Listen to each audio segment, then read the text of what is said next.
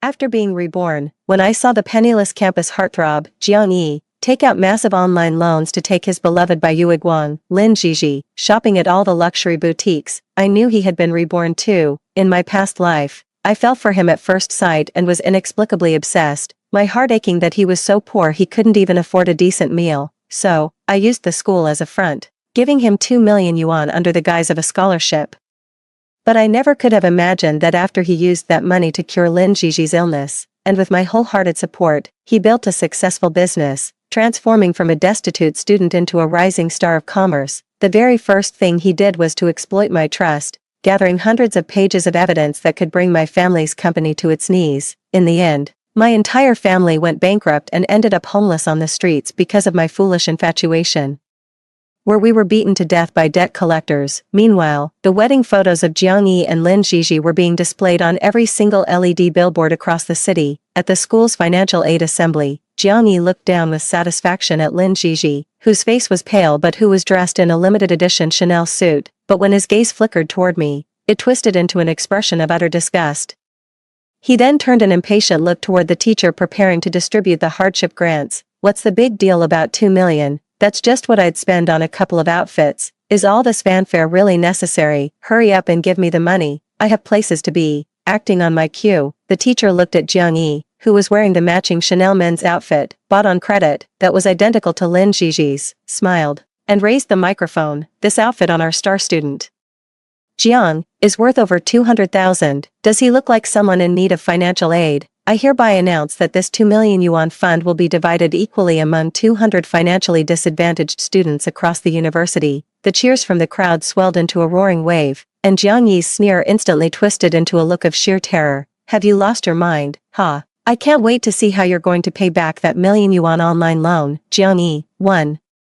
From this day forward, I won't allow any of you to bully Jiji ever again. Amidst a clamor of noise, I opened my eyes and was shocked to realize I had been reborn, sent back to the very first day of my freshman year. Right now, Jiang Yi, wearing a faded old shirt washed nearly white, was glaring fiercely at the crowd of classmates before him, shielding Lin Jiji who had fallen to the ground behind his back. Lin Jiji was crying so hard she could barely catch her breath. Brother Ai, it's all my fault, please don't be angry, and don't blame the other students. It suddenly came back to me, on this very day in my past life, Lin Jiji had also volunteered to carry the new textbooks for her classmates, but even though her classmates, seeing how frail she was, gave her the thinnest and lightest stack, she still couldn't hold it steady and dropped it on the ground, seeing a corner of the new book dented from the fall.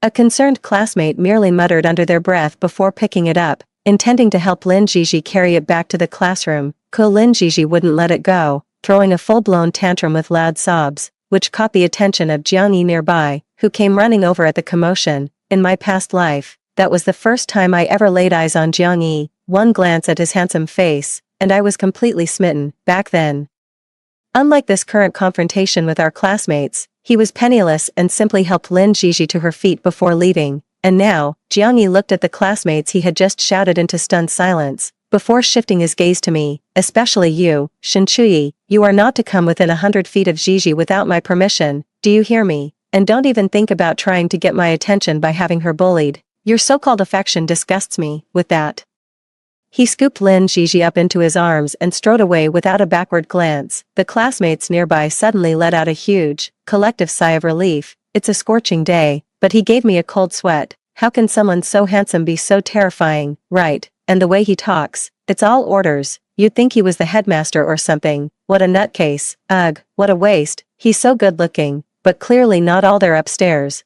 What a shame, a real shame.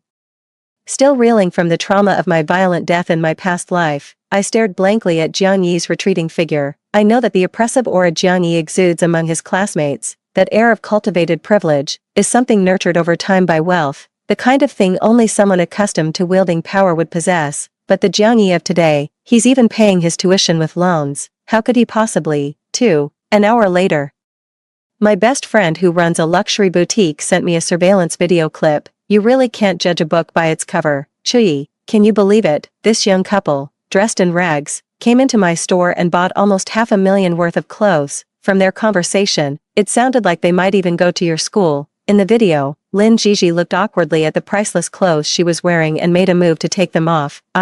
What if I ruin such beautiful clothes?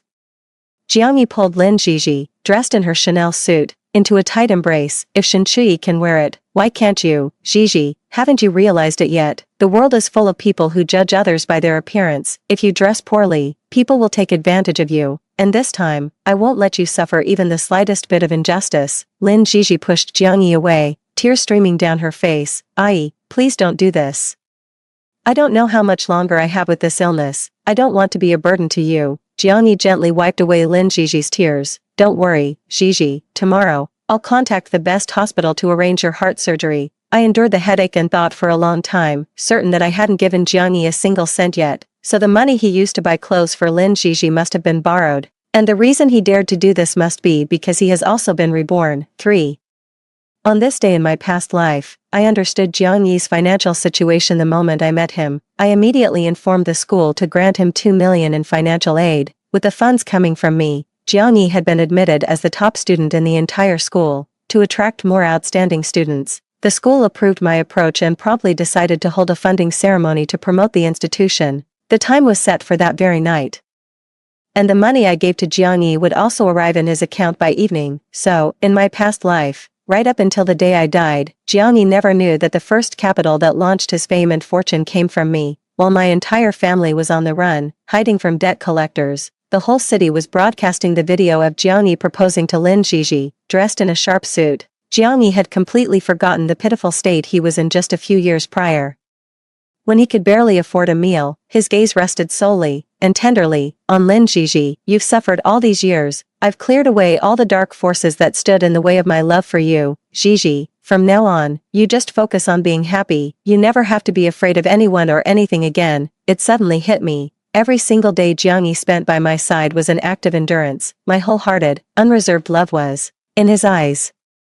The very dark force that drove him away from Lin Jiji. He shamelessly enjoyed everything I gave him, all the while harboring a deep, ungrateful hatred for me. But it was him. For the 4 years we were together, he never once let on that there was someone else in his heart. The tens of millions in resources I poured into him turned into a sharp blade, piercing through the hearts of all my family who truly loved me. 4. At 8 o'clock in the evening, during the financial aid ceremony for underprivileged students, Jiang Yi, dressed in a suit, arrived fashionably late, leading a bashful Lin Jiji by the hand. It drew gasps of amazement from the students, but this outfit looked more suited for a high society cocktail party. How could it possibly belong to a student on financial aid? Ignoring the strange looks from the crowd, he settled Lin Jiji into an empty seat in the audience. He then straightened his tie and strode onto the stage with an air of utter arrogance. The teacher, his impassioned speech interrupted, shot a displeased look at Jiang Yi. You there, student, you. Jiang Yi impatiently raised a hand, signaling for the teacher to be quiet. Is it just 2 million? That's barely enough for a couple of outfits. Was all this fanfare really necessary? Just hand over the money. I've got things to do and no time for this little performance of yours. Provoked one too many times, the teacher lost his temper and said bluntly, You must be Jiang Yi, correct? Our investigation shows that your extravagant spending spree at the luxury boutique this afternoon is inconsistent with our school's definition of a financially disadvantaged student. Therefore, after deliberation, the school has decided to revoke your financial aid. The 2 million yuan in funding will be redistributed equally among 200 other students in need. What?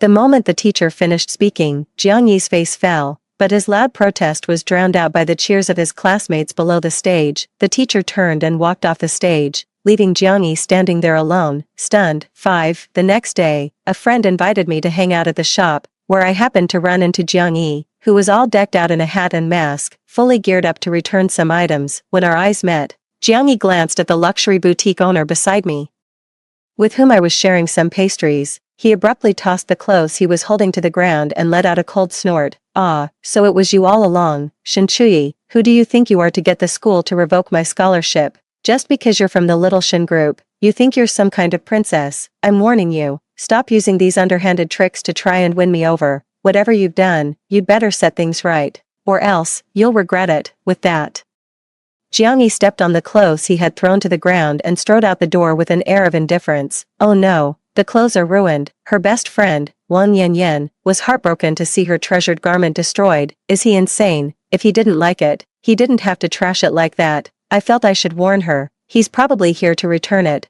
Wang Yanyan was horrified. You can't just return pre-owned luxury goods. And look how he's trampled all over them, oh no. I need to record a video of the clothes right now, and I have to keep a copy of the store's surveillance footage too. I can't let him scam me. 6. I was on guard against everything, but I overlooked the fact that Lin Jiji, who grew up in the orphanage with Jiang Yi, is also a top-tier student in need, so, unsurprisingly, she received 10,000 out of my million yuan grant. With that money, Jiang Yi temporarily covered his online loan interest payments. He also dressed Lin Jiji up like a little princess, showering her with attention and care. His masterstroke at the scholarship ceremony instantly made Jiang Yi the talk of the school. His line, "What's 2 million, that's just my clothing budget," really struck a chord with everyone. Nearly all his classmates were convinced he was a mysterious, ultra-wealthy heir. In an instant, Lin Jiji became the envy of everyone. But I knew he couldn't hold on for much longer. A few days later, during a class break, Jiang Yi cornered me in the hallway, all traces of his former nonchalance gone from his face. "Where's the money? Why hasn't it been transferred to my account yet?" I just pretended not to understand. "What money?" Jiang Yi said anxiously. "The 2 million yuan bonus from the school, and the 400,000 you and your friend swindled out of me. It's not that I can't afford such expensive clothes, but you have to return them." I absolutely refused to be ripped off. Do you hear me? I was so exasperated I almost laughed. "That's the school's financial aid grant. If you want it, go ask the school. What does that have to do with me? And as for that 400,000 yuan outfit, did I force you to buy it from my friend's shop?" "You," Jiang Yi stopped abruptly. "You're just twisting words. Forget it, I don't want to argue with you. I've already returned the clothes to your friend, if you don't make her pay me back."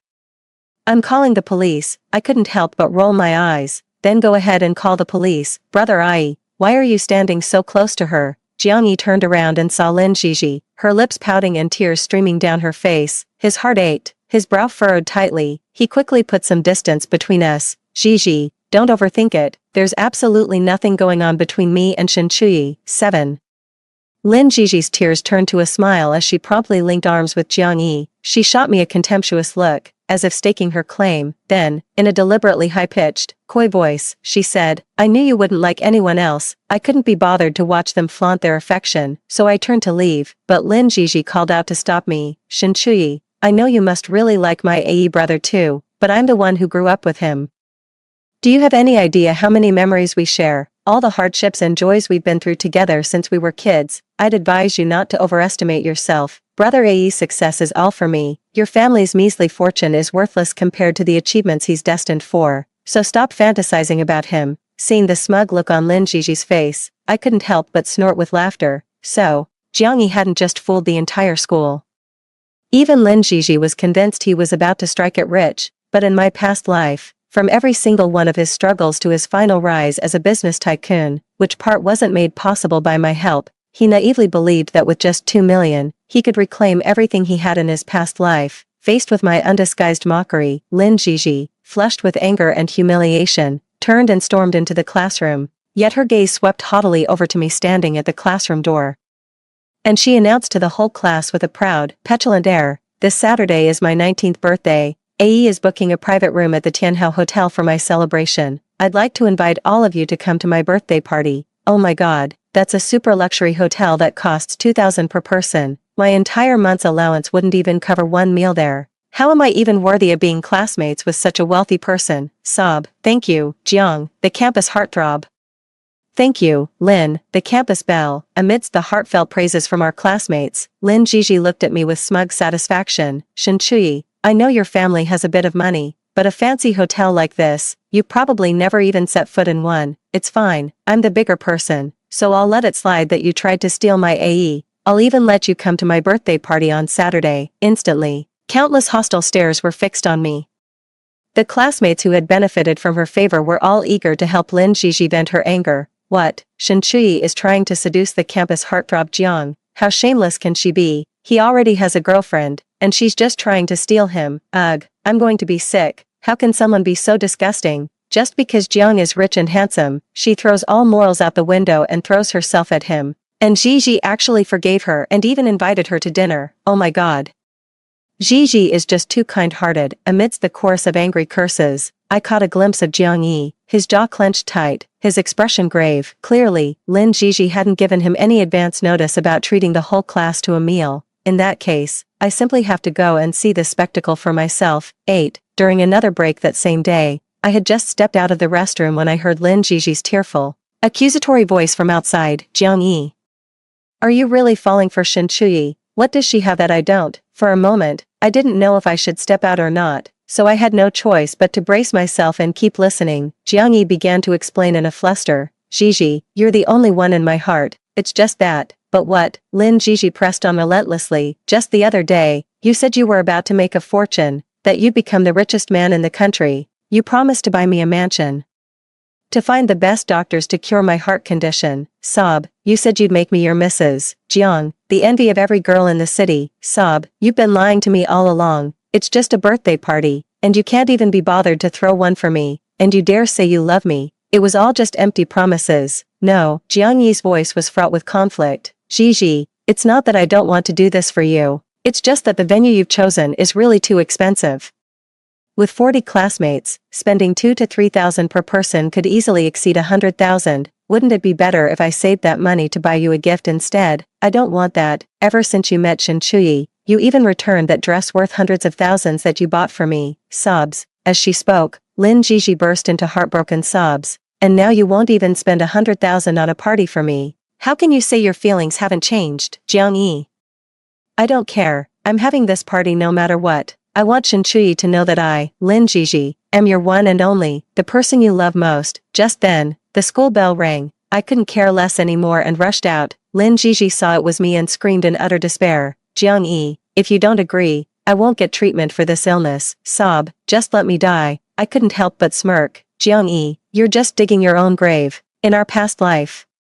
The pitiful Lin Jiji was always the pure, innocent little flower in Jiang Yi's eyes. It made him feel guilty every time he enjoyed a life of luxury with me, knowing Lin Jiji was still suffering in the slums. But this time, having been exposed to luxury goods early on, Lin Jiji was like someone who had discovered a whole new world, desperately demanding more and more from Jiang Yi. I'd love to see how Jiang Yi, who's flat broke and drowning in debt, is going to satisfy her. 9. At noon on Saturday, I arrived at Lin Jiji's birthday party as promised. The moment they saw me, every single classmate couldn't help but look at me with utter contempt. She actually had the nerve to show up. The sheer audacity to come just for a free meal is unbelievable. Jiji is just too nice. If it were me, I'd have thrown her out. Lin Jiji stood in the very center, the center of attention, dressed as elaborately as a peacock in full display, the cheap fabric, the sloppy stitching, and the oversized fake pearl necklace around her neck. The whole look was utterly ridiculous, completely clashing with the hotel's luxurious and sophisticated decor. Meeting my amused gaze, Lin Jiji retorted defiantly, "It's fine, let her come, let her get a good look at how Ae dotes on me. That should cure her of her delusions and put an end to her silly fantasies. I just found it all rather amusing." "Oh really? Then why hasn't your dear Ae come for you yet?" At this point, Lin Jiji grew even more smug. "He's obviously off preparing my birthday gift. When he shows up with it, try not to be so jealous you lose your appetite." Of course, Lin Jiji had no idea that, in order to pay for her class dinner, Jiang Yi was at my friend's shop, practically begging for a refund. I couldn't be bothered to argue with him any longer. I found a corner with a good view of the stage and called the server over to order a selection of expensive and exquisitely presented dishes. The server, seeing our group of poor students, said with some hesitation, "Miss, all the dishes you've ordered are single servings. Altogether, they'd only be enough for one person, but the total already exceeds 10,000. Are you sure you want to proceed?" I pointed at Lin Jiji and said to the server, "She's the one treating today, so maybe you should ask her if it's okay for me to order these dishes." Instantly, Lin Jiji was on high alert. She obviously knew the food here was expensive, but she never imagined it would be this outrageously pricey. The admiring praise from our classmates for her generosity was happening right alongside their scornful whispers about me shamelessly trying to get more than my fair share. Too proud to lose face, Lin Jiji couldn't bring herself to refuse. She forced a smile and said, "And no, it's fine, order whatever you like. My boyfriend will be here soon to pick up the tab." The server left with the tablet containing their order. My classmates all started talking over each other, hurling insults at me. I couldn't be bothered to respond. Under Lin Jiji's venomous glare, I savored each exquisite dish as it was brought to the table. I didn't stop until I was completely stuffed, finally putting down my chopsticks and wiping my mouth. It was already 1 in the afternoon. My classmates were cursing me under their breath while swallowing hard, their stomachs growling with hunger. Finally, someone couldn't hold back and asked Lin Gigi, Gigi, why don't you give the campus heartthrob Jiang a call and hurry him along? We're absolutely starving over here. Seeing the conflicted look on Lin Gigi's face, I offered a suggestion in good faith. How about you let everyone else eat first? It's not like your dear campus crush Jiang hasn't seen every delicacy under the sun. It's not as if he'll miss out on this one meal, right? 10. It's just a meal. My AE wouldn't mind in the slightest. As Lin Gigi's words hung in the air, the whole room erupted in delight. Immediately, a classmate called the waiter from before back in. Let's order. Time to order. Everyone was stumped by the unfamiliar menu. Then, a real genius pointed at me and said, I'll have exactly what she just ordered. Same here. Me too. But Shen Chuyi ordered such expensive dishes. If we all order like that, won't it be too pricey? If that shameless gatecrasher gets to enjoy such fine food, then as Gigi's good friends, aren't we more than deserving? Alright then, let's order. I'll have the same, 38 identical set meals, with a total price exceeding 500,000. Lin Gigi's eyes were red, on the verge of tears. She immediately lowered her head, her fingers jabbing frantically at her phone screen. She must have been sending a message to Jiang Yi, so I put on my headphones and pulled up the security camera feed from my best friend's shop. On the screen, Jiang Yi glanced at his incessantly buzzing phone and irritably tapped it to lock the screen again. By now, 3 hours had passed since he'd shown up at the store demanding a refund. Parched and drenched in sweat, Jiang Yi confronted my friend. I already returned the clothes to you, so why aren't you refunding my money? My friend was getting annoyed. I've told you 100 times, pre-owned luxury items are final sale, we can only buy them back. Then buy it back from me, no way. You've trampled all over these clothes, they're ruined. I can't take back merchandise that's unsellable. If you don't leave right now, I'm calling the police. I couldn't help but marvel at my best friend's patience. A full 3 hours had passed before he finally had security escort Jiang Yi out of the store. I looked up as the dishes began arriving one after another. The classmates were thoroughly enjoying their meal. Lin Gigi's table was the only one left completely bare. Gone was her earlier haughty air. Now, her eyes were vacant as she mechanically dialed Jiang Yi's number over and over. 11. By the time all the classmates had finished their meal, the private dining room had fallen into an unnatural, heavy silence. Everyone watched Lin Gigi's dark, stormy expression, feeling utterly at a loss for what to do. Even though I was no longer full, I still called the waiter over and ordered an exquisite, expensive dessert. My classmates, who already couldn't stand me, were indignant again. Shen Chuyi has completely redefined my understanding of shamelessness. If she can eat it, why can't we? Let's all order some. Waiter, we'll each have what she's having. And just like that, 38 more portions of the $600 dessert were served. Seeing that things were unfolding exactly as I'd predicted, and having lost interest in the spectacle, I simply called the waiter over. Check, please. Lin Gigi, who had been silent until now, could no longer sit still. She looked up and glared at me furiously. What are you panicking for? Jiang Yi isn't here yet. No one leaves. I laughed. It's already 3 o'clock. He's not coming. The bill for this private room has already run up to several $100,000, and the server has been waiting outside the whole time. The moment she pushed the door open, I saw several security guards discreetly posted outside the room.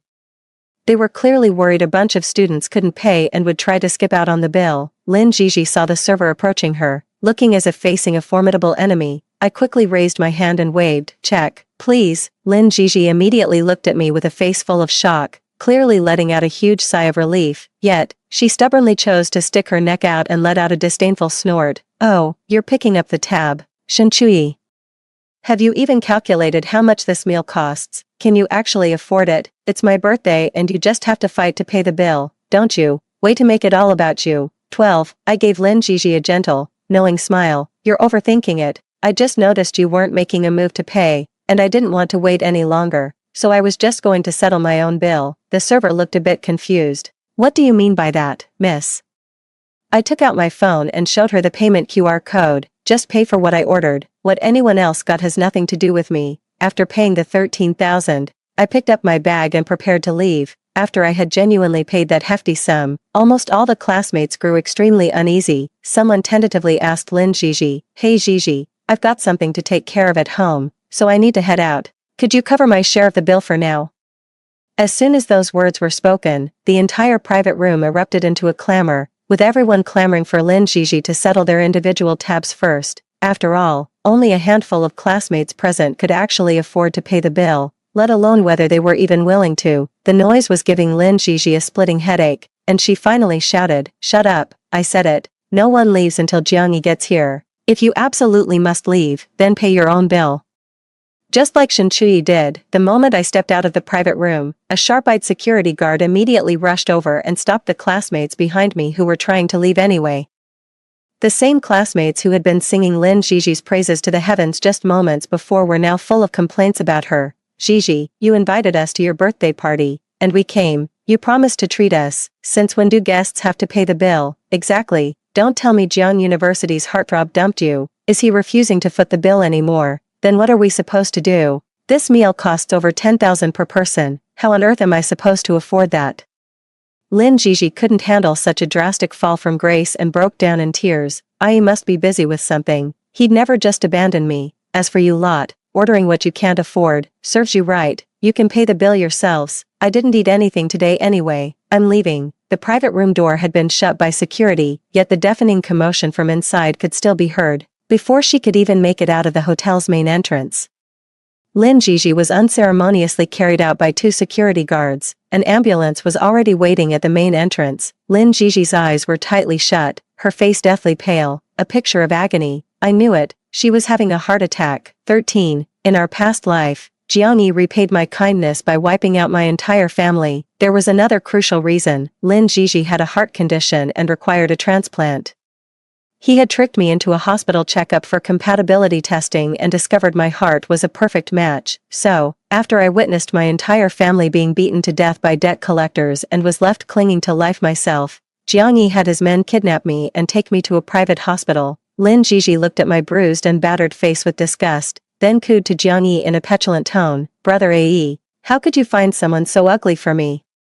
What if I become ugly too after using her heart?" Jiangyi patiently soothed her. "That won't happen, Jiji. Her injuries are only superficial. The heart is perfectly intact. I promise, once you're better, I'll take you to see all the most beautiful sights in the world." And just like that, the doctor arranged by Jiangyi carved out my heart, a sacrifice to buy Lin Jiji a lifetime of safety. Just as I was about to leave the hotel, a staff member stopped me. "Hello there, young lady. Could you contact the family of the student who fainted?" I shook my head. "She's an orphan." The staff member looked at me with pity. Clearly having seen the severity of Lin Jiji's condition, they knew that without money, this young life was most likely beyond saving. I didn't say anything more. I just took out my phone and quietly ordered 2 bodyguards for myself. 14. When I got home, I found our class group chat was blowing up. It was just a bunch of classmates, upset about having to pay.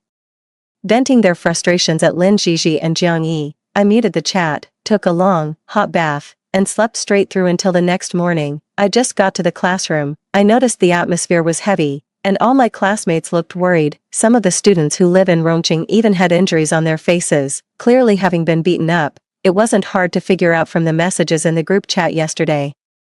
They practically had to call home for money to settle the bill before they could leave the hotel, a meal costing over 10 grand. No wonder they got beaten up. Noticing the undisguised amusement in my eyes, a classmate asked me plaintively, "Shen Chuyi, did you already know that Lin Jiji and Jiangyi weren't going to pay? What else do you know?" I waved my hands, quickly trying to distance myself. "Don't talk nonsense, I don't know anything."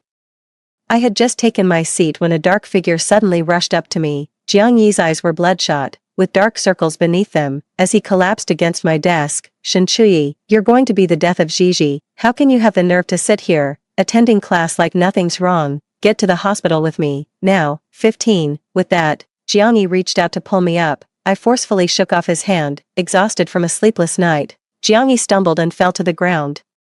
Then roared at me, "I wasn't here yesterday. What on earth did you do to Jiji? Why did she have a sudden heart attack? The doctor said she'll die without surgery." Before anyone could speak, a classmate objected. "Yesterday, Shen Chuyi just paid for her own meal. She didn't do anything. Lin Jiji was perfectly fine yesterday. How could she be dying today?" "Jiangyi, are you just making up excuses to skip out on the bill?" "I'm not buying it. Jiangyi, pay up now.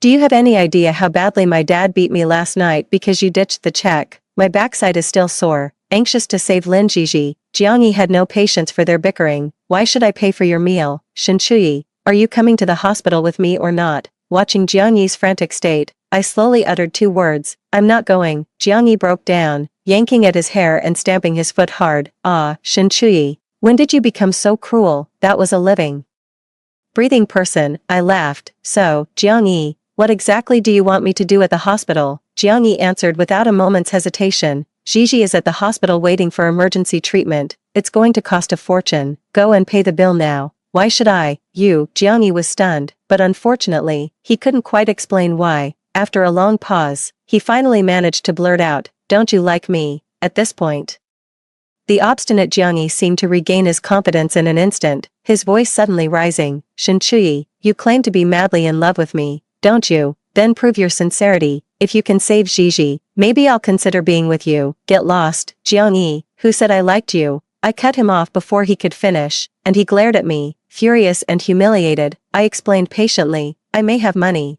but I'm not a sucker. I don't care if Lin Gigi is really sick or faking it.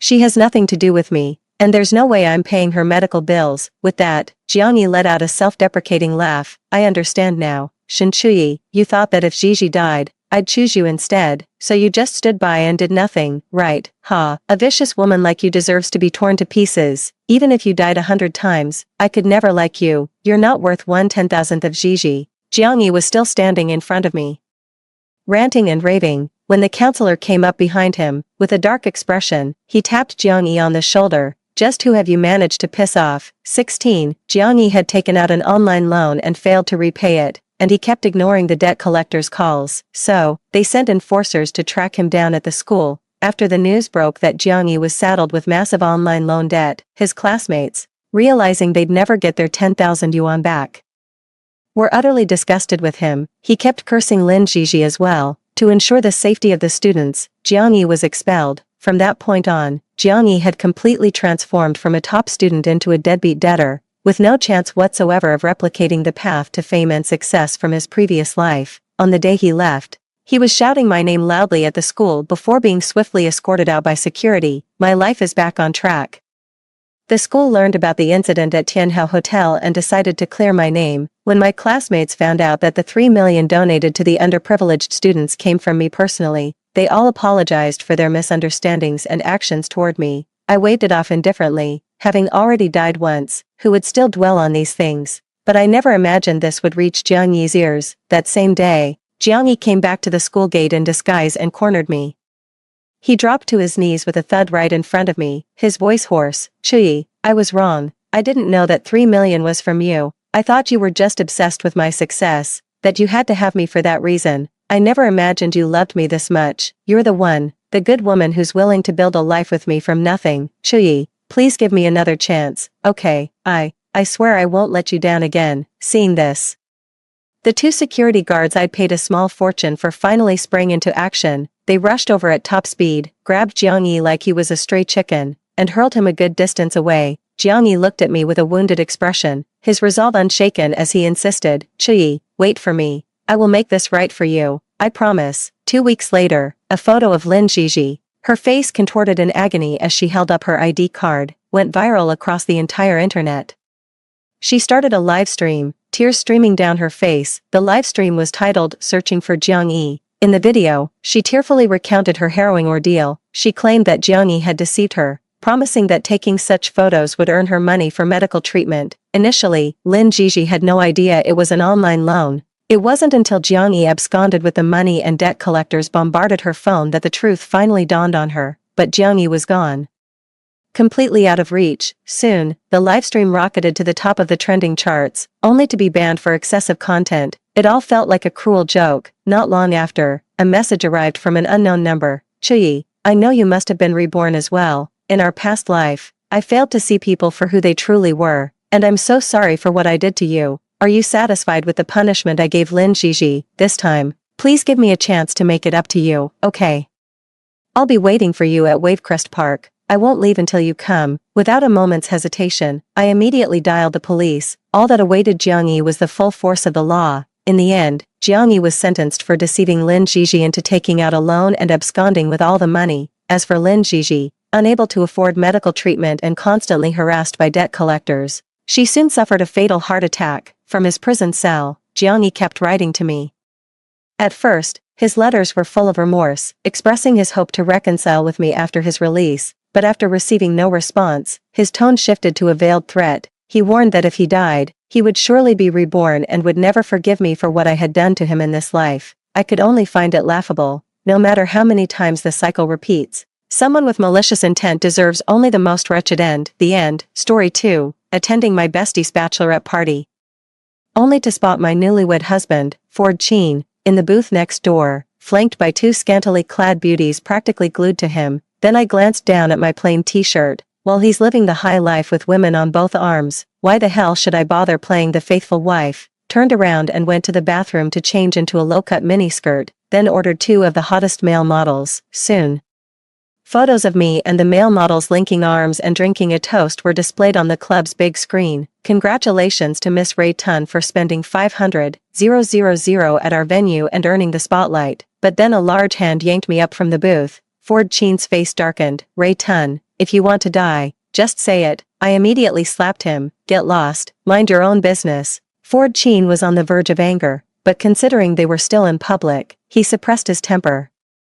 We'll talk about this at home. I ignored his words and reached out to touch the male model's face. The male model was also quite perceptive, knowing exactly who the big spender was that had just splurged $500,000 on him, and he guided my hand downward. That jawline, those collarbones, those abs. Isn't this 1,000 times better than that clueless old man Ford Sheen? I was having the time of my life touching him, while Ford Sheen, ignoring me, left with a dark expression on his face. In less than 5 minutes, the manager came over as if facing a formidable enemy and called the male model away. Big sister, come play again next time. He gently left a kiss on the back of my hand. I felt somewhat irritated and said to the manager, what's the meaning of this? I spent $500,000 just for you to take him away. The manager was so nervous that sweat kept pouring down. Miss Tong, we're truly sorry. We'll cover all your expenses today. But the higher-ups have ordered the shop to close for the day. We're just employees, so please be understanding. Miss Tong, this is so boring. Feeling a bit embarrassed, I hugged my best friend Wanhee. Sorry for cutting your bachelorette party short. She didn't hold back and gave my butt a hard slap. You two are driving me crazy. You owe me another bag. Your husband's paying for it. Just send the bag you want to Xiaozhang, and I'll take my wife back first.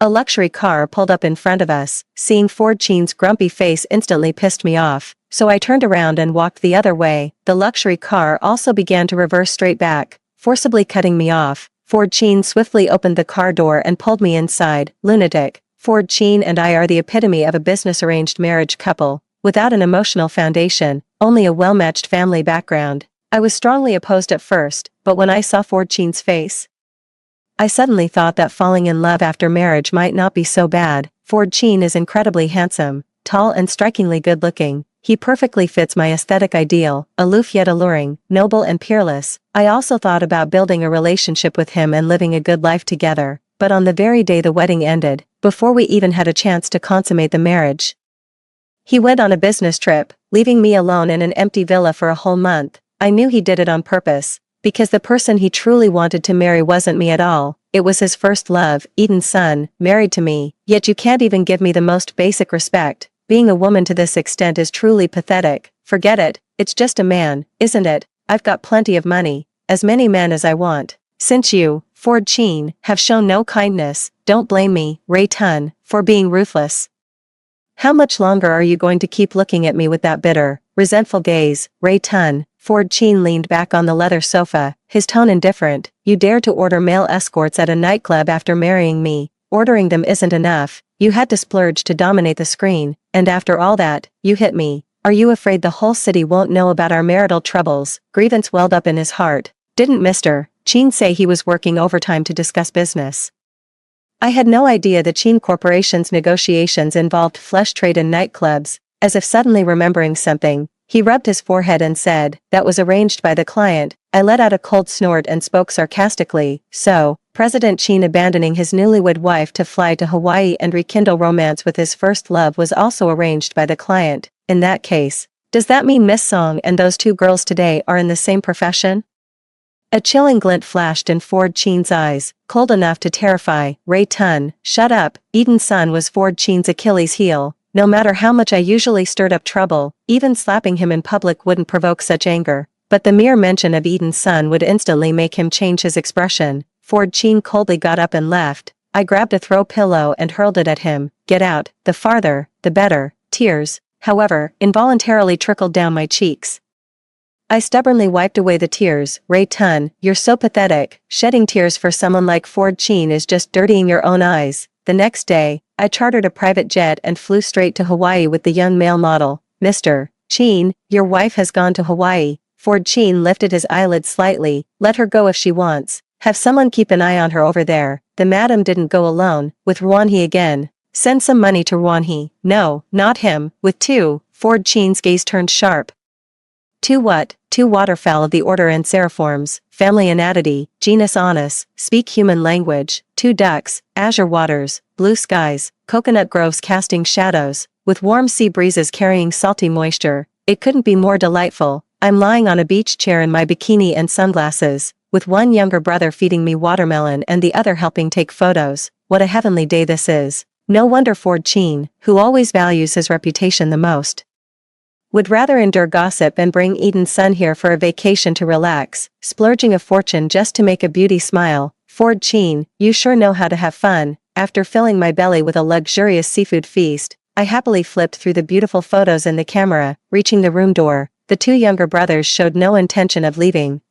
Your rooms are next door. Didn't I give you the key cards? One of them took my hand and placed it on his lean chest muscles, giving me a seductive look. Aren't you scared sleeping alone at night, sis? I swallowed hard and pushed him away. Get some rest early, see you tomorrow. Then quickly slipped back into the room. After washing up, boldly updated today's photos on social media, scrolled through all the apps but still felt utterly bored, feeling empty inside. Once, I also tried cooking the raw rice first to make it edible. Doesn't everyone say that affection grows with time? That day, I picked the sexiest outfit from the styles Ruanhee recommended, determined to conquer Ford Sheen in one strike. After he turned off the lights, I sneaked into his room and, with lightning speed that even thunder couldn't catch up to, dived under his blanket, locking eyes with him. What do you want to do? I wrapped my arms around his neck. Leave a descendant for the Tong family. Ford Sheen tried to push me away, and I took the opportunity to wrap my legs around his waist.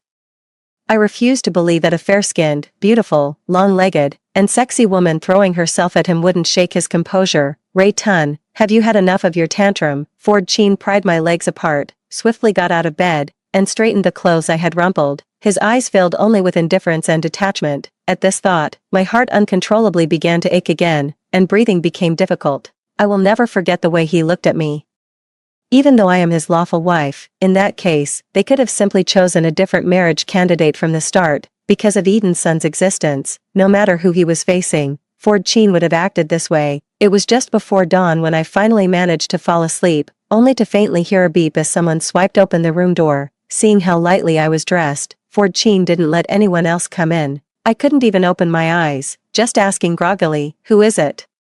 Ford Sheen strode in with his long legs and sat upright on the sofa, watching me struggle against sleep. He sneered coldly, "With your level of vigilance, you still dare to travel abroad alone. You're really lucky to be alive." I bolted upright, trying to process the current situation. "What are you here for?" She flung her phone in front of me. "Tong family heiress slaps husband in nightclub. Charters flight with male models for overseas vacation the next day." Well, it's not wrong. A city headlines.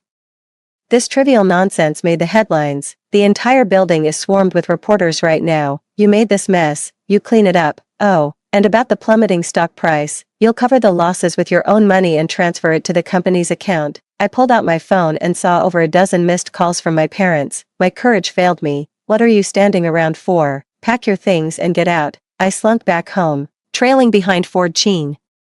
My mother beamed as she pulled Ford Sheen inside. "Xiao Sheen, you're back. Come in, have a seat." Then she shot me a glare. I shrugged guiltily. At the dinner table, anyone who didn't know better would think Ford Sheen was their son. The happy family of three made me seem like an outsider. Ford Sheen's scandal has died down now. I think we should host a cocktail party. If you and Ray Tun make a joint appearance, then the rumors will naturally be dispelled.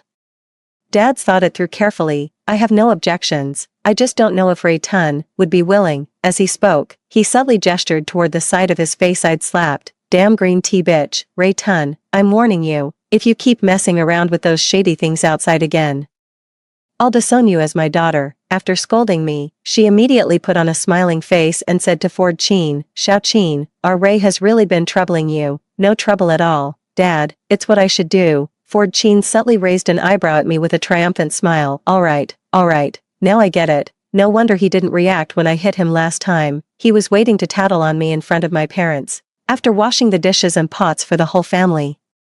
My back was so sore I could barely straighten up, and I didn't dare complain. My dad lectured me for what felt like forever before finally letting me go. Ford Sheen, surprisingly, drove himself and waited for me outside. I'm so annoyed by him right now. I opened the door and sat in the back seat, casually asking, "Where's the driver? Come sit in the front." It didn't sound like a suggestion. Already in a bad mood, I instantly lost my temper. "I'll sit in the back today, either you throw me out or you drive." So much nonsense. The next second, Ford Sheen was sitting right beside me. A large hand gripped my waist, flipping me around in an instant. He pressed against me like a snake, the man's panting in my ear and the heat from a certain part of his body making me tremble twice. His other hand clamped onto my chin. "Guess, from this angle, can your parents see what we're doing in the car?" My ears turned red as I scolded. "Ford Sheen, are you out of your mind?"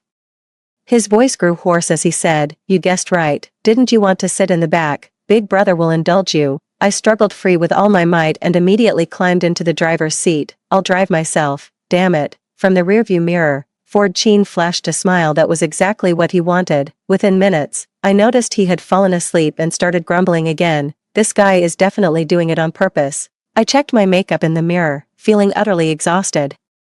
When will such days ever come to an end? Despite the fact that our marriage is a complete mess, we still have to pretend to be loving in front of others. I try so hard to convince myself not to care about anything related to Ford Sheen, forcing myself to shift my affections elsewhere. Yet some people just have this magic that makes you abandon all your principles and resolve the moment you see them. But in the end, my marriage to Ford Sheen was just an exchange of interests from the very beginning.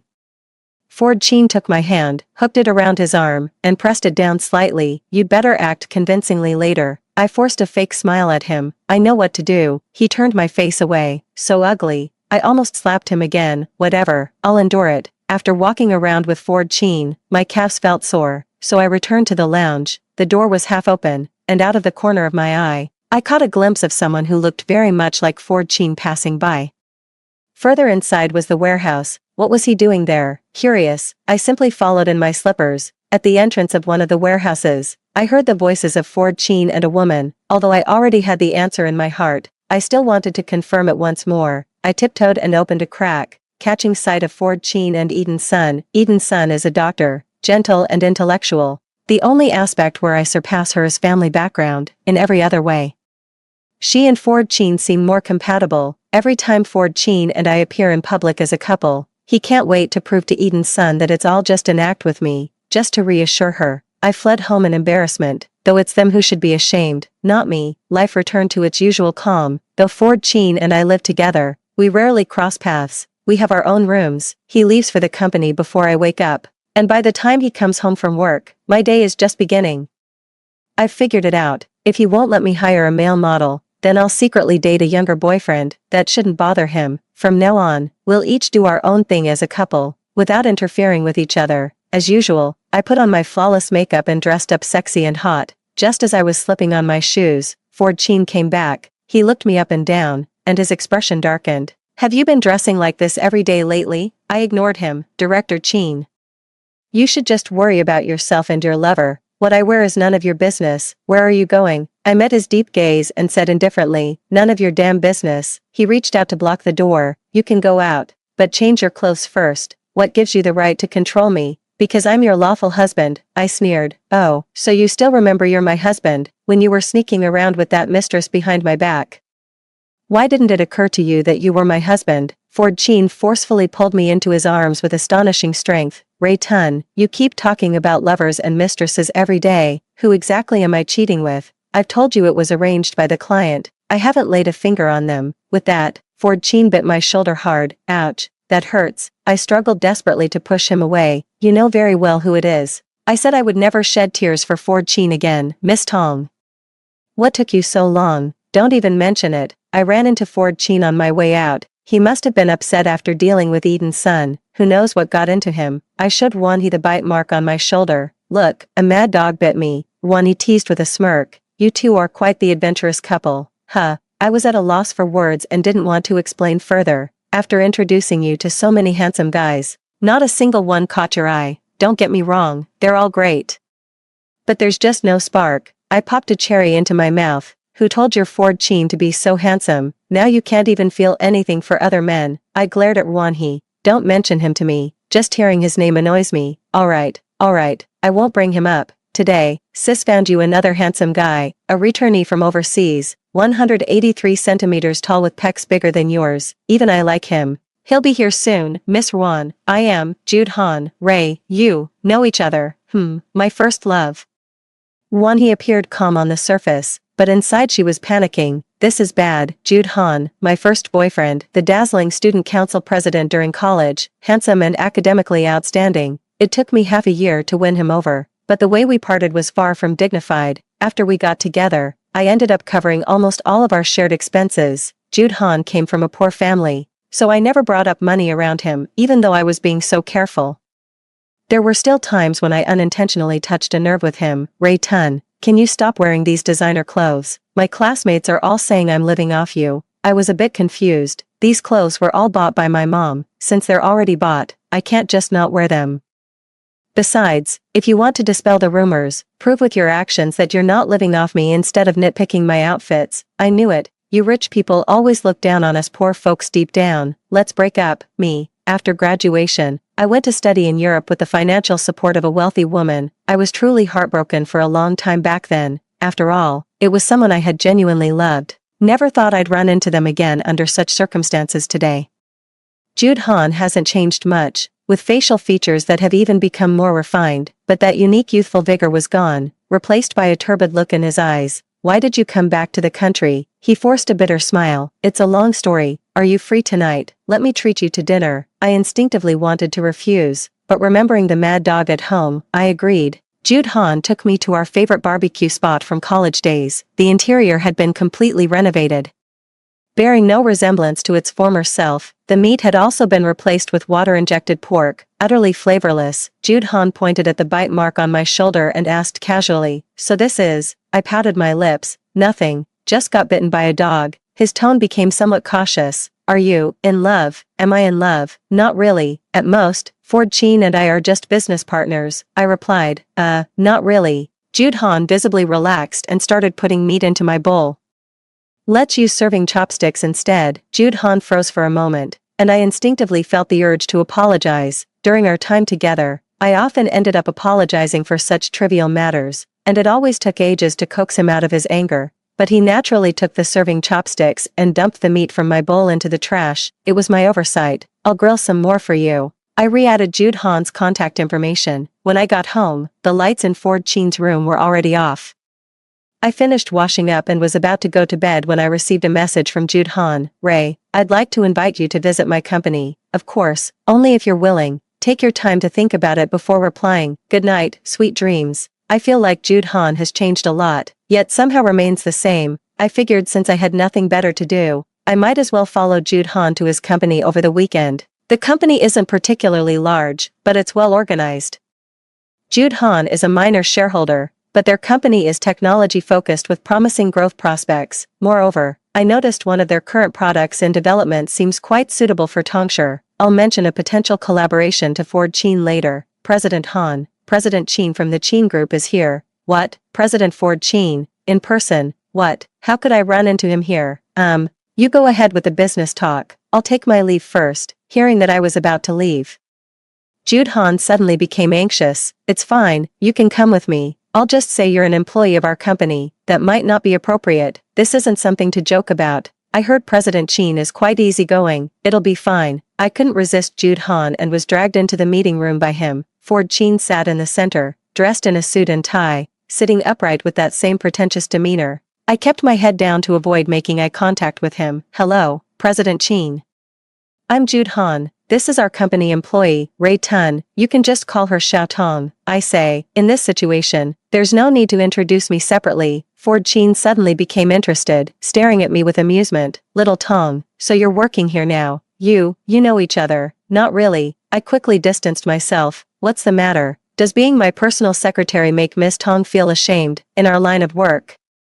Some unsatisfied thrill seekers hire personal secretaries, handling work matters by day and warming the boss's bed by night. It's an open secret, a sensitive profession. If there weren't outsiders present right now, I'd really like to hurl every curse word I know at Ford Sheen. A woman's reputation is very important. Ray would never do such things, so please watch your words, Mr. Sheen. Ray, what's your relationship with her to call her that? Ford Sheen's expression was extremely unpleasant.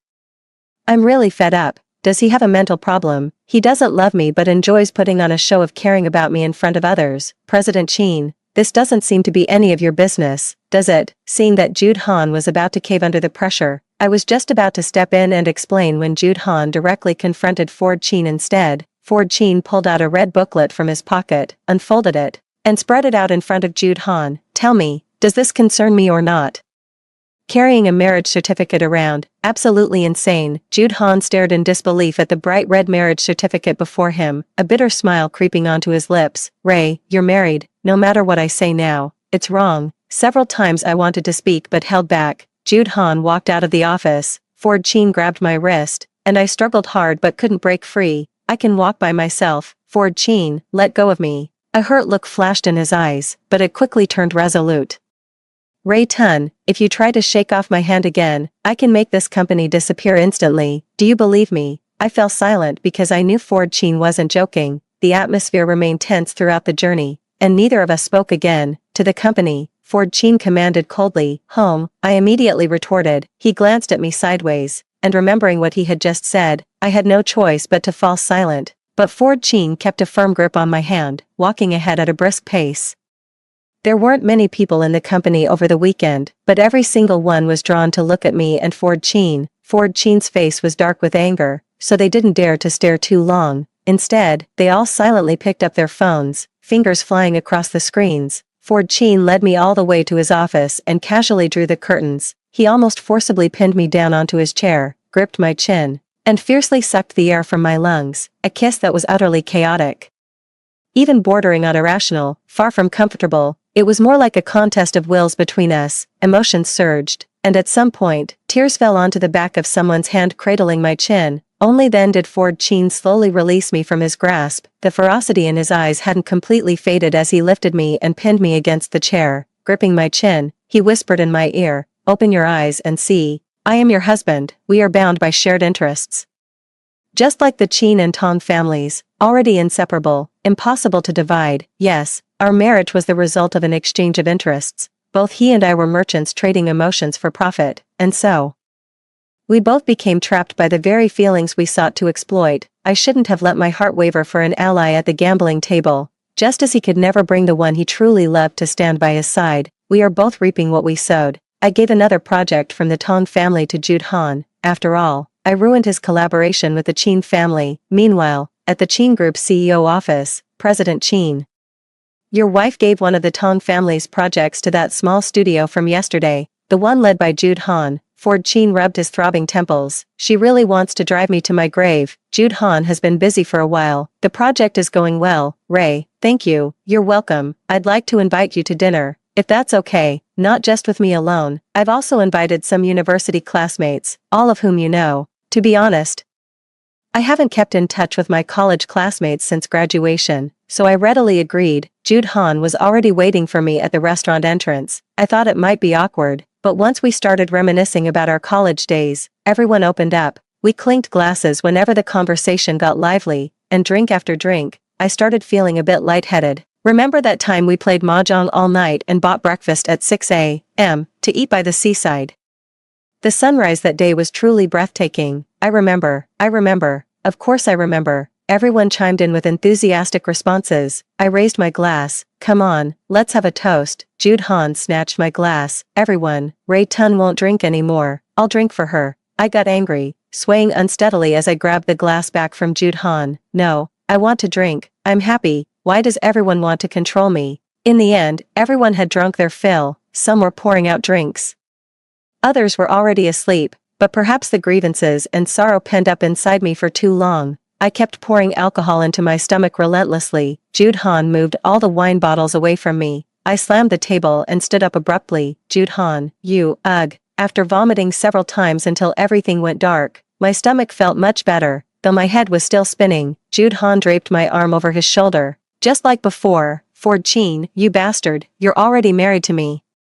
Yet you still went looking for your first love, you're inhuman, I kept babbling nonstop, while Jude Han remained silent the whole time. As we left the restaurant, Ford Chin happened to see me leaning heavily on Jude Han, barely able to walk straight. Ford Chin took me from Jude Han's hands and said, "No need to trouble President Han with my wife. Ray had a bit too much to drink at the university reunion. If President Han didn't invite her, she naturally wouldn't have drunk too much." Ford Chin's gaze seemed sharp enough to cut Jude Han. The overwhelming scent of gardenias filled Ford Chin's neck, making my nose sting with emotion. Gardenia used to be my favorite scent too. I even had a custom-made gardenia perfume, but I stopped using it the moment I discovered Eden's son also loved gardenias. Ford Chin went to see Eden's son again. Tears fell drop by drop onto Ford Chin's skin. I pushed him away forcefully. "Ford Chin, you're disgusting, don't touch me," losing my support. I instantly lost my balance. The two men instinctively reached out to steady me, but with the last shred of my consciousness, I controlled my body to lean toward Jude Han. "Let's go. I don't want to see him." Jude Han supported me with a faint smile. The aroma of food instantly awakened my empty stomach, and I abruptly sat up. "Is this Jude Han's house?" I glanced at my clothes and felt slightly relieved, still wearing last night's outfit. "Ray, come and eat quickly, you must be hungry." I don't remember clearly what happened last night, only that I seem to have seen Ford Chin. "Sorry to trouble you. There's no need to be so polite between us. Go fill your stomach and take a shower. I didn't change your clothes for you. I left one of your t-shirts in the bathroom." "My t-shirt? You left it here when we broke up last time." The atmosphere grew slightly awkward. "Haven't you thrown it away yet?" "Can't bear to." I didn't know how to respond. "I'm already married. Are you happy then?" It really doesn't feel good to have someone hit a sore spot. "Ray, maybe we can start over. I was immature before and did hurt you. I apologize. The fact that we met again means our fate isn't over yet. You're married, but you're not happy, aren't you?" I put down my chopsticks. "Jude Han, you should know me. Ray Tun, don't look back. Don't say such things again, and we can still be friends." After parting ways unhappily with Jude Han, I had long since moved on from him. When I got home, Ford Chin was still sitting on the sofa. He looked exhausted, his eyes bloodshot. His usually neat clothes were now disheveled. I vaguely recalled some of last night's conversation, feeling a mix of emotions. "You didn't sleep all night." "Couldn't sleep." His voice carried a faint hoarseness, and for some reason, my heart began to ache faintly. He took my hand and held it in his palm, and when he saw I didn't resist, he pulled me into his embrace. He simply rested his head on my shoulder without any other unnecessary movements. "I missed you." This was the first time Ford Chin had said such words to me. Was this a sign of possessiveness acting up? Even if he doesn't like me, he can't stand the presence of any other man around me besides himself. This is indeed very characteristic of Ford Chin's personality. I was just about to say something when I heard Ford Chin's steady breathing beside me. My eyelids grew heavier, and just like that, leaning against each other, we fell asleep. When I woke up, I was already lying in my own room. I thought Ford Chin had gone to the company, but when I came out, I saw him busy in the kitchen wearing an apron. Gotta say, even though Ford Chin has a face that looks like it was never meant for cooking, it smells amazing. He glanced at me. "Come eat." It was my first time sitting down to eat at home with Ford Chin. No way, it's this delicious. The food Ford Chin made was better than many star-rated hotels. And most importantly, it perfectly suited my taste. I wolfed down the rice and finished every last bit of the dishes. This was absolutely the most satisfying meal I've had in months. I rubbed my full belly contentedly, while Ford Chin's face was filled with a doting smile. But the moment our eyes met, he quickly looked away. What's going on? Could it be that he actually has a crush on me? Shaking off the absurd thought, I said to Ford Chin, "It was delicious. Make it for me again next time." Ford Chin retorted impatiently, "Don't push your luck. Do you think I don't have to work? TCH, how stingy. I'll take you to Hawaii next week." Tisk, taking me to the place where he dates Eden's son, trying to make me part of their play. "I'm not going. Don't you like Hawaii?" "Been there," Ford Chin warned in a low voice. "Ray Tun, don't make me think about those two ducks again." Making up for your honeymoon. If Ford Chin hadn't brought this up, maybe we could have gotten along peacefully, but why did he have to go out of his way to disgust me? I said I'm not going. "I'll tie you up and drag you onto that plane if I have to." "Give it a try." Ford Chin and I were locked in a standoff, neither willing to back down. A week later, Ford Chin and I boarded his private jet. Ford Chin, going after my parents. Huh, what a despicable move. Ford Chin kept his eyes fixed on the computer. his slender fingers dancing across the keyboard without looking up. You just noticed. With lightning reflexes, I hit the power button on the computer, and the densely packed spreadsheets instantly went dark. I shot him a triumphant smile. We're on our honeymoon, and you're still working, hubby. Ford Cheen laughed in exasperation. Birds of a feather flocked together. Ford Cheen intercepted my offending hand, pulling me a little closer to him. If we're not working, what else can we do on the plane, wifey, bastard? We didn't head to a hotel after landing. Instead, they took me to a yacht. Where are we going? Out to sea. Who's going to steer the boat? If you know how, you can take the wheel. And indeed he could, navigating smoothly across the sea for over an hour. The shoreline grew increasingly faint as we dissolved into the horizon where sky met sea. On the boundless ocean, there was only us. It was a Hawaii I had never seen before. Wow, it's an orca. The colossal creature that appeared before my eyes was something I'd never seen before. The shock and awe it inspired far surpassed millions of pictures in any album. Ford Cheen had emerged from the cockpit at some point, his crisp white shirt lazily unbuttoned at the top, revealing faint traces of his muscular contours. Slender fingers held the champagne glass, thin lips parted slightly, and his Adam's apple moved rhythmically up and down. I gazed up at him from the deck below, as if looking at a meticulously crafted poster. I swallowed hard. This was exactly how I had been bewitched back then. So skilled. He must have spent every day like this during that month in Hawaii with Eden's son. Lost interest all of a sudden and sat back in the cabin. Ford Cheen, I brought you out to have fun, and you're just playing with your phone here. Don't be so boring. I didn't even glance at him. What's so fun about tricks to please other women?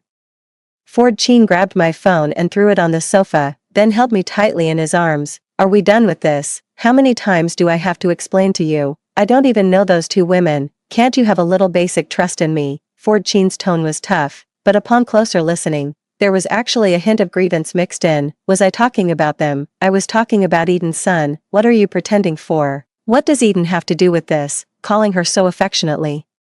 What a despicable man. My temper flared, and I decided to tear off the facade today. Acting every day is exhausting. You left me alone at home on our wedding day to come to Hawaii with Eden's son. I know she was your first love, and I know our marriage is just a transaction of interests. But you, Ford Cheen, are such a scumbag. No one treats another person like this. After venting, I still felt unsatisfied. And that day in the warehouse with Eden's son, I saw everything. I was right next door. Couldn't you two wait? I kept telling myself it's fine if we each do our own thing. But why, you hypocrite? Do you keep interfering in my life over and over again, giving me the illusion that you care, making me feel like a lunatic torn apart by emotions? I've had enough. I blurted out everything I wanted to say in one breath, only then realizing I was already in tears. There were two conflicting emotions in Ford Cheen's eyes, heartache and helplessness. He loosened his grip and gently pulled me into his arms. Done scolding me. There are some things I don't know how to explain to you right now, but Eden's son and I really have nothing going on. You've said all that, and still all I get is a pale excuse. Can't you even come up with a decent lie? I pushed Ford Cheen away. He seemed to have made up his mind about something, turned around, and went back to the cockpit. A few hours later, we docked. As soon as we got ashore, Ford Cheen shoved me into the car. When I asked where we were going, he refused to answer. What's this, a hospital? Ford Cheen took my hand and led me to an office on the third floor, next to a photo of Eden's son on the door. It was clearly written, Eden's son, neurology. Before I could react, Ford Cheen guided me inside. Ray, Dr. Eden's son, dressed in a white coat, ignored Ford Cheen beside him and greeted me with a smile. Did Ford Cheen mention me to her? For some reason, seeing Eden's son gave me an inexplicable sense of familiarity. And even the office furnishings felt strangely familiar. Dr. Song, it's a pleasure to meet you. Why didn't you let me know you were coming? Perfect timing. Come on, I'll treat you to a meal. Eden's son was poised and graceful, without the slightest hint of awkwardness. Instead, I felt a sense of shame. Dr. Song, I've been misunderstanding you and Ford Cheen all this time. I'll finish this drink as an apology to you. I downed it in one go with exaggerated bravado. How embarrassing. To have been consumed by baseless suspicions for so long. Eden's son also raised his glass. I accept your apology. Then he downed it in one gulp. We exchanged a smile, feeling somewhat like old enemies reconciling with a single laugh. Eden's son and I hit it off immediately, and for the next few days, apart from being at the hotel, I spent all my time with Eden's son. We explored every night market in Hawaii, big and small, and dined at all the hidden gem restaurants she had been saving up to visit. Ford Cheen, just follow behind us carrying the bags and paying the bills. It's been a long time since I've been this happy. Dr. Song. Are you going to watch the fireworks show after work tonight? Ford Cheen snatched the phone. You can work overtime for a while. Ray Tan and I have something to do tonight. With that, he hung up the phone. I tried to snatch my phone back. What the Dr. Song will misunderstand. I need to explain it to her. Ford Cheen held the phone out of my reach. We're legally married. What exactly do you want to explain to her? You're not going anywhere tonight. Stay in the room and keep me company. Would I be this obedient? While Ford Cheen was taking a shower, I sneaked out to Eden's son's hospital again. Her office wasn't locked, but she wasn't there. I figured she might be in surgery, so I decided to wait in her office. I curiously looked around Eden's son's office. It was as clean and tidy as she was. Suddenly, I spotted a folder labeled Tong Yi on the file rack on her desk. It bore the exact same name as mine, and I couldn't resist pulling it out. When I opened the first page, I gasped, because there, unmistakably, was a photo of me. Diagnosis: dissociative amnesia. Trembling, I opened the detailed medical records, 3 pages in total, each documenting the entire process of every episode one had experienced. On each page, the family member signature section was boldly signed with the name Ford Cheen. The first episode was 2 years ago, the second a year ago, and the most recent one was 3 months ago, just when Ford Cheen and I had gotten married. Fragments of memories flooded my mind, scattered and broken. I desperately tried to piece them together into a coherent chain of recollection, but no matter how hard I tried, it was impossible. Every image of me in those scenes is so vivid, yet it's like reading a book I've never opened before. I can only see the dry text, completely unaware of the emotions and feelings embedded within, left to infer, to merely observe. I ran back to the hotel in tears and collided with Ford Cheen, who was frantically searching for me. Ray Tun, where have you been? You didn't answer your calls. Do you have any idea how crazy I've been looking for you? Tears welled up in Ford Cheen's eyes. I threw my arms around him, sobbing uncontrollably. He froze for a moment, then quickly patted my back to calm me down. Did I scare you, Ray? I'm sorry. I was just too anxious. Ford Cheen, I can't remember anything. What should I do? An overwhelming sense of helplessness, as if abandoned by the entire world, tightly enveloped me. It was like drifting on a vast ocean, clinging to nothing but a piece of foam board in endless silence. I could see the shore and the people on it, but they were beyond my reach. Ford Cheen took me back to the room, and I shrank into his arms like a rain-soaked kitten. Ford Cheen, tell me about the things before I got sick. Okay. Ford Cheen stroked the ends of my hair with his fingertips, lost in memories. Our beginning was quite similar to now. At first, you hated me just like you do now, always calling me a mad dog. I didn't like you either. Who would like a grumpy little cat that bites at any moment? You say you hate me, but I know you've long been bewitched by my beauty. The grumpy little cat finds new ways to annoy me every day, but the grumpy little cat waits for me to come home every day. Many times the kitten fell asleep on the dining table, next to the steaming hot meal left for me. But the kitten's cooking skills are really not that great. Yet, every time I would finish all those burned eggs and mushy noodles without a word, you stubbornly insisted on sleeping in separate rooms. But that night you sneaked back into mine, dressed yourself up as adorably as a little gift. Please, I'm no Lu Xiaohui, just a normal man. But then I suddenly remembered what you once said. You said that only when two people truly love each other can they feel genuine happiness in such moments. So I just held you in my arms. That was the first time we shared a bed. Later, we confessed our feelings to each other. We started dating. How do you come up with so many crazy ideas every day? Taking me to experience things I've never done before. You'd drag me out of bed in the middle of the night to watch the sunrise from a mountaintop or see coral reefs in Hawaii. You would tell me jokes while I was working. Even though your jokes were always so corny, you would sneak love letters into my briefcase and office, saying it was your own little romantic quirk. The result was that one time when I opened a contract for a business meeting, what I saw was, lonely housewife burning with desire. Husband not home tonight. Ford Cheen, wanna hook up? You were so vibrant, so full of life, instantly brightened my dull and rigid life, made me feel like the over 20 years of my life before falling in love with you were all lived in vain. 2 years ago, a construction project under the Cheen Group encountered issues. The project manager and the contractor absconded with the funds together. The company's cash flow was cut off and unable to pay salaries, leading to worker protests. That day, they ambushed near our house, planning to kill me under the cover of darkness, but the little cat, appearing from nowhere, rushed out and stood in front of me, taking the blow meant for me. That was the first time you lost your memory. I took you to every hospital, but the doctors could do nothing. I remembered that Eden's son was a renowned neurologist in the country, so I brought you to Hawaii to see her. For the past 2 years, she has been treating you. Which is why you feel so familiar with her at first sight. She's really quite impressive. The time it takes for you to regain your memory is getting shorter and shorter. Only occasionally, you lose your memory again. Every time you forget me, I get to know you all over again and make you fall in love with me once more. Last time, you remembered while I was cooking for you. On the day I married you, I didn't mean to leave you behind. I had an emotional breakdown, and I blamed myself.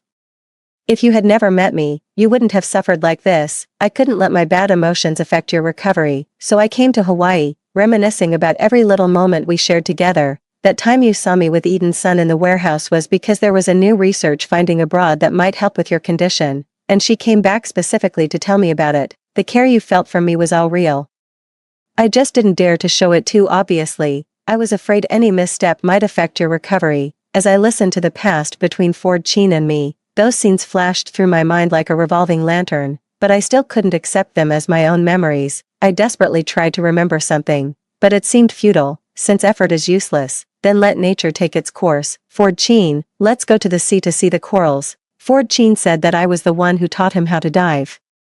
I'm pretty impressive. As the sun set in the west, Ford Sheen and I lay on the deck, gazing at the golden sunset. I also caught a whiff of gardenia fragrance on Dr. Son that day. That was a year ago, when you regained your memory and gave it to her yourself. Miss, is that so? I don't remember. Hee. Recalling all the harsh words I'd said about Ford Sheen, I shyly smiled and buried myself in his embrace. At some point, the cold and distant feeling I used to have when looking at Ford Sheen had disappeared. His features remained stern, but his eyes always held infinite